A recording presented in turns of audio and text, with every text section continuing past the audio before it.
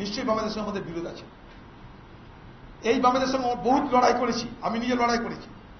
আমি নিজে প্রথম বামেদের সঙ্গে লড়াই করে এমপি হয়েছি। বামেদের সঙ্গে লড়াই সুবিদিত, এখানে কোনো লুকোচুরি গল্প নাই।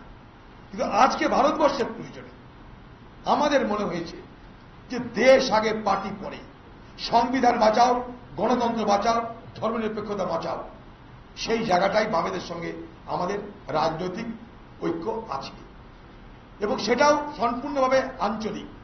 এখানে আমরা অত্যাচারিত, বামও অত্যাচারিত। দু নম্বর কথা, সেদিন টিএমসি পার্টির দিদি যাদেরকে হারমাদ বলতো সিপিএমের, সেই হারমাদরা এখন দিদির দল অর্থাৎ টিএমসি পার্টির দামাদ হয়ে গেছে।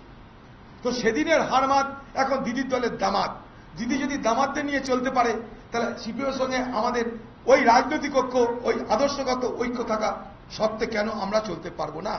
কারণ উভয় আমরা অত্যাচারের শিকার, আমরা উভয় পারসিকিউটেড ট্রাইব। আমরা পশ্চিমবঙ্গে এই মুহূর্তে অত্যাচারিত শ্রেণীর মধ্যে পড়ি, পারসিকিউটেড ট্রাইব। তাই আমাদের মনে হয়েছে উভয় যে আমাদের ঐক্যবদ্ধ হওয়া দরকার। নেড়া বেলতলায় বারবার যায় না, একবারই যায়।